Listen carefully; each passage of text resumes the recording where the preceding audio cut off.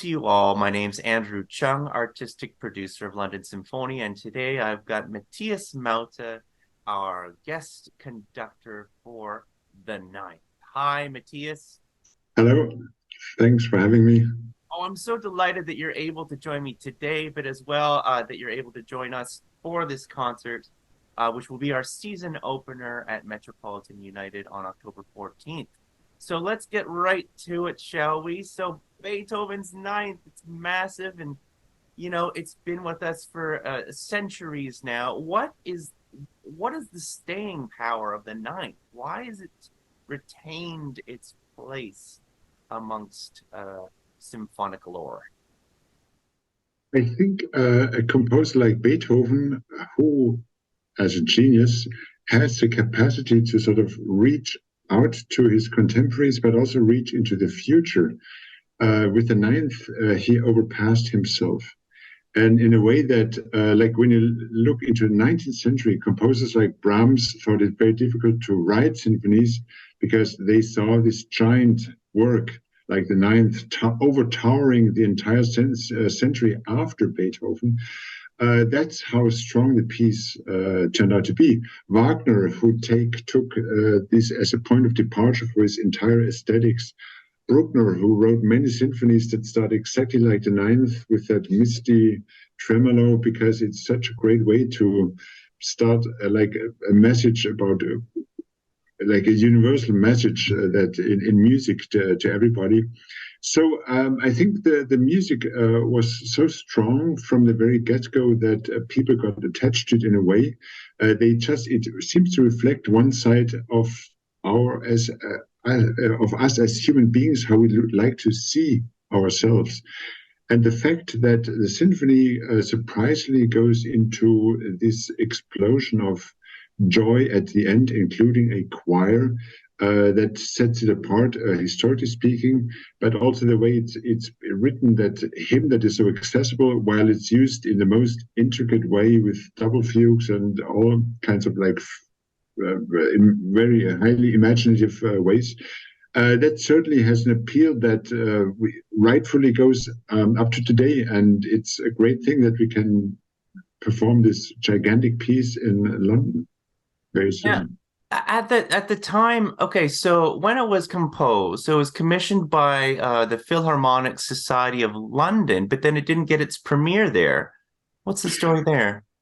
Well, it turned out that people in Vienna, where Beethoven was very popular, also like he had a bit of a doubtful reputation as being a difficult man, but he was acknowledged as a contemporary genius for sure. So people thought it's not a good idea that this great piece would be performed, premiered somewhere else. We need to hear it first. And so this might be one of the first cases of musical jealousy that have been reported through history, and they managed to get it done. It was difficult, and they had sort of talked to Beethoven into this. But with a group of people that got involved, they managed to put it together. It was very difficult for various reasons. The dates didn't work out. Everything was prolonged because the piece was so difficult. But they managed to do it, and so Vienna can claim that the Ninth Symphony was premiered in their own home country, so to speak. And he was an absolute megastar at the time. It was dedicated to the King of Prussia, right? And so he was living in very high spheres. It turns out he wanted to dedicate it to the Tsar Alexander I in Russia, but unfortunately he had passed away. So he was looking for another dedicacy, and it turned out the King of Prussia, with whom he had some kind of relationship, because at some point they met, and so there was the King of Prussia knew who Beethoven was. So Beethoven certainly hoped that by attaching this piece to some like high-standing socialite, it would help the dissemination of his music. I guess because we are so used to looking at Beethoven being the revolutionary who, after having dedicated his Third Symphony to Napoleon, threw this corner and changed everything when he became emperor again. And we want to see him as a revolutionary. But I think a part of his music. He wasn't really a social revolutionary in that sense that he wanted to change the social structure, but he certainly had a big impact on how artists view themselves and how they should try to find their own way in whatever society they live in. So the premiere, the soloists. Tell me about who he actually got to sing these enormous parts. Yeah, well, it's so interesting because we are used to a certain setting. Like you go to listen to like the Ninth Symphony, the Berlin Philharmonics, and you get those famous singers all in their 40s, 50s, and so on. It certainly was not the case at the premiere. And Beethoven insisted on a certain type of singers. So the two female soloists, soprano and mezzo, were quite young. The soprano was was still a teenager, and went on to have a nice career. But so I think our concept today of everything like being very big and loud and heavy, so to speak, with our modern voices that are trained on projecting and going through a Wagner orchestra, a full-fledged big symphony, are sort of misleading. And that's very interesting. It's also interesting that from their point of view, from the contemporary singers in Beethoven's time, they all complained about the score, saying it's way too demanding for their vocal cords and way too high. And so they tried to rewrite the whole thing. And so it was really complicated from the very get-go. But I think in this respect, Beethoven was really uncompromising. And so it was done. But probably we would be surprised today if we went back to that premiere and listened to what they did, because history has created so many other associations and situations that we have grown used to. It would be difficult for us to sort of set it aside and listen with fresh spirit, to fresh mind, to what has happened back then. No, I think what you're saying is that it was a blend of amateur and professionals, right? So some of the best performers of the day, but as well, you had some amateurs who just they're like, well, I can't play that, or I can't sing that, so I'm just gonna bow out for a few minutes, or. Well, it turns out that's another point that's really interesting. What you're sort of pointing at, it's the fact that the culture of conservatory was not extant in Vienna at the time. So musicians learned from whoever they found where they could get lessons. And it turned out very often the so-called dilettante would be someone who is quite well off, who has the time to spend on entertainment and music making, would learn an instrument to a very high degree.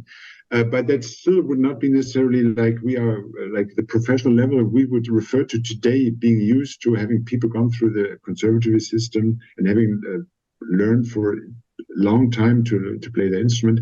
So a dilettante that would be part of the premiere in Beethoven's symphony, he would simply stop when the passages became too difficult, and then hop on the train again when things were smoothened out, and he could play again.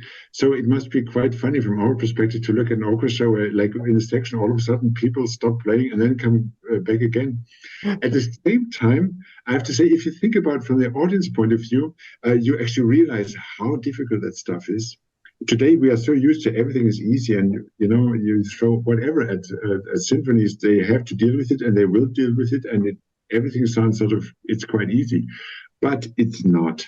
And musicians who play in a symphony know all about it. So that would be like a visible sign for the audience that the composer actually went beyond what was the norm of the day. And so people in the audience were very well aware of this is sort of something like really challenging in more than one way. So you're not trying to convince me to put my bow down when the going gets tough. Is that what you're saying, Matthias, at this performance? So I hope the musicians won't listen to this interview, because why would you bother practicing the piece? Hilarious. So when we get to put on Beethoven 9, we love to invite a community choirs to join us. And for this, we've got the Amabile Choirs of London, we've got the London Singers, and we've got the H.B. Beale Secondary School Singers. It's going to be awesome. Over 200 singers. So, as a conductor, you're coming in on the Thursday, and the first rehearsal straight off, we're rehearsing with all these choral forces and a big orchestra on stage. What to expect? Well, to start with, the more the merrier. So it's just, it will be it's at the same time, it's a big event. It's incredible music, but it's also like such a feast.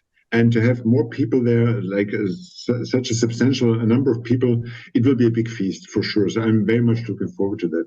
And it's good that we have the chance right away to see what will, for instance, what will be the balance between the orchestral forces on stage and the choir that will be on the balcony on both sides. So I think visually for the people in the audience will be so interesting because you get music from everywhere. And just to, it's such a beautiful concert hall that the London Symphonia performs in. This, I think, will really transform the place in a musical dome where music will be celebrated and the sound, the space will be filled and stuffed with sound. Yes, yes, so much so.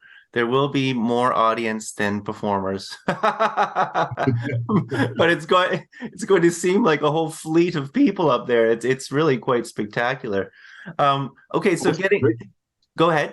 The great thing is that the choir for three movements is also part of the audience. So it's really a shared experience. And it's not just like, we are here and you are there. It's we're all together in the same boat, so to speak. It's the original immersive experience that we talk about, hey? Yeah, they are one and part of the performance. That's really cool.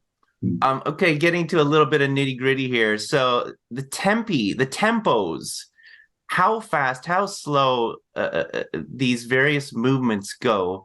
It's an interesting point, and one that we brought up in email discussion with Joe Lanza earlier. Talk to me a little bit about that. It's so fascinating, and tons of ink has been spilled on this question. Like, is, for instance, Beethoven, how reliable are his metronome indications? And a wild theory was published that he misread the metronome, misunderstood the metronome, that we have to divide all the indications by two, which ends up being even more ridiculous than the often highly challenging fast tempi that his metronome indications seem to require. So, but no matter what, we have to take a stand and we have to sort of make up our mind because everyone who delves into the music realizes that, well, tempo is a very important, a substantial, essential part of our idea of the concept of the piece. And so we have to make up our mind. And there's no right or wrong ultimately, because what does it mean? But I think it's important to go through the process to see that music can change depending on what kind of tempo we throw at the score. And here it's an interesting point because Beethoven himself gave the indications. Now, it turns out that some of the indications are not entirely clear for various reasons. Just imagine what we have to picture is that probably Beethoven was sitting at the piano, still already deaf. His nephew Karl, that he had been taken care of, he was just coming back from hospital where he had to go to because he had tried to commit suicide, among other things, because his uncle treated him very poorly. So the two of them are in one room, and one deaf man plays on the piano, and the Karl tries with the metronome tries to figure out what kind of tempo is meant, and that seems to be a setup that is prone to mistakes. So that's one thing. Also, the other thing is that tempo is a very volatile unity. So there's one story that is reported that Karl, the nephew, told Beethoven, well, this morning you said it's 120, not 132, as you claim now. So there's a very, what does it exactly mean? Beethoven, at the very beginning, was against the metronome, Melzel being the inventor of the metronome. But then he realized people were just messing with his music, so he tried to clear this up as much as possible. Then, like any other composer getting annoyed about, well, this won't be the ultimate solution either. So you're in a bit of a gray zone. However, and I'm convinced that his metronome indications give a very clear direction. And it's interesting to follow that path and see what happens to the music. And there are two moments when it's really not, well, the tempo will change everything about how the music will sound. And the most important one would be like the trio in the scherzo, the second movement, where if the original indication of is taken as a half for 116 for half notes or 116 for the whole note. Both tempi are very challenging. The slow one, because it's simply unbearable, has nothing to do with the music of folk dance, with the indication presto indicated by Beethoven himself, with, and that's important to know, an accelerando leading into the presto. So it can't be slow, it's just impossible. However, whole note 116 seems to be like overly fast. At the same time, when you look at it from the folk music perspective, and the scherzo is sort of a folk dance, it's entirely possible because crazy stuff has been played. I did a lot of performance of, like, let's say, like more Eastern European, Hungarian folk music from the 18th century, and nothing is impossible. So it seems to me like that could be one of those sidelines that actually musicologists have not really looked at, because they look at the Ninth Symphony and like the human mind at its best and greatest and highest and so on, but you have to look onto the dusty country roads of Vienna and the Austrian Empire, that Hungarian was part of it, where music like that was played. And the unusual situation is that now it's being played in a concert hall with a horn, an oboe, that clearly would not be played on those dusty country roads by nomadic anonymous musicians. But transposed into the symphony, you get confronted with something highly challenging that is really difficult to play. So I think it's actually quite interesting to look at it from that angle and see what happens with the music. And it's up to everybody's guess what is right or wrong, but I think it's just really interesting to look at it from that point of view. Amazing. Structure. So he holds this big choral surprise all until the fourth movement. What's he getting at? You know, he doesn't integrate it through the entire symphony. Any thoughts about it? The crazy thing is, and that's just knowledge that people usually don't have these days, Beethoven himself had many doubts about the structure with the choral fintus movement at the end. He thought about recomposing the fourth movement, which for us is like the pyramid, the paragon of ultimate symphonic writing. The composer himself wasn't quite sure after, and he worked for years on this composition. So it just shows clearly how much he sort of reached out to new horizons. That was even for himself an adventure. And it's interesting to see when you look at back, like the reaction in the press, in the media, for instance, was also like quite divided. They thought, it's a bit too adventurous for what compared to what we know, what we want.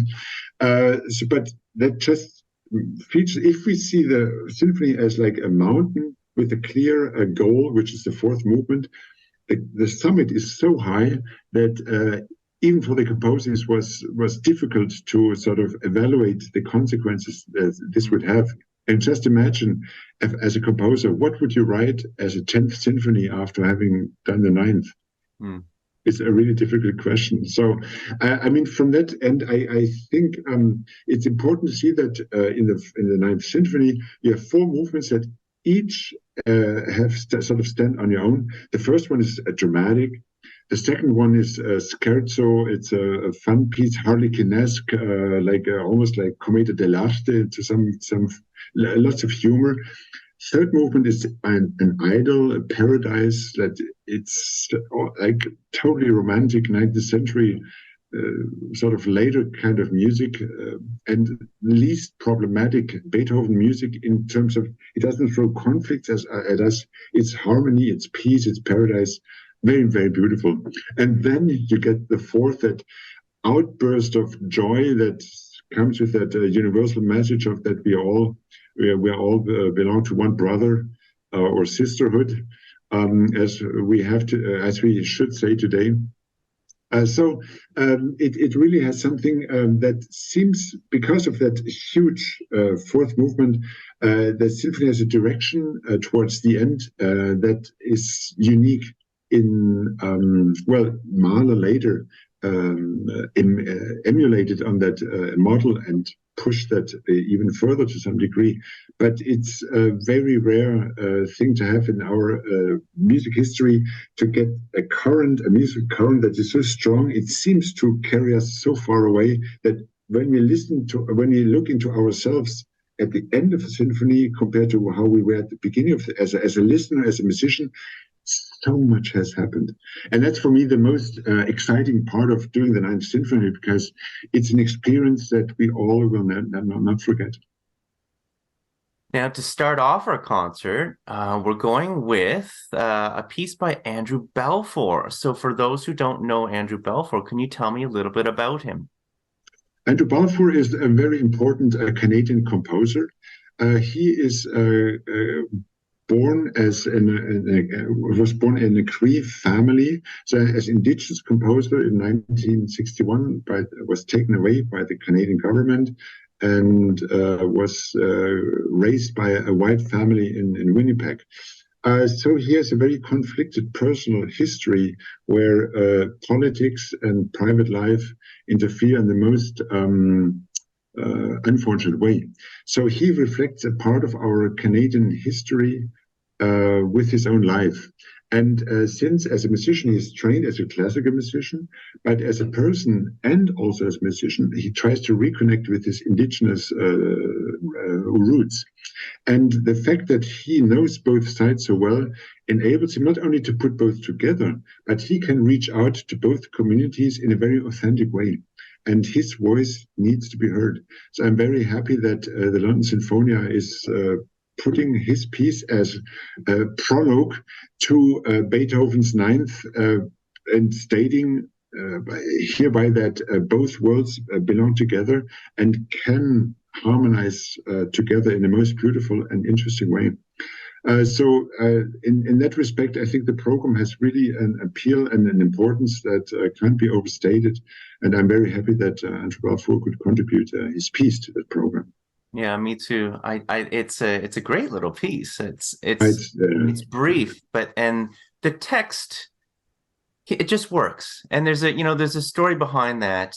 But I think we'll save that for another time, and it will also be in the program notes. So, Matthias, thank you so much for joining me today. Thanks so much for going on the Beethoven 9 journey with us. I look forward to working on this piece with you and to seeing you yet again on the podium at Metropolitan United. Same here. Thank you so much.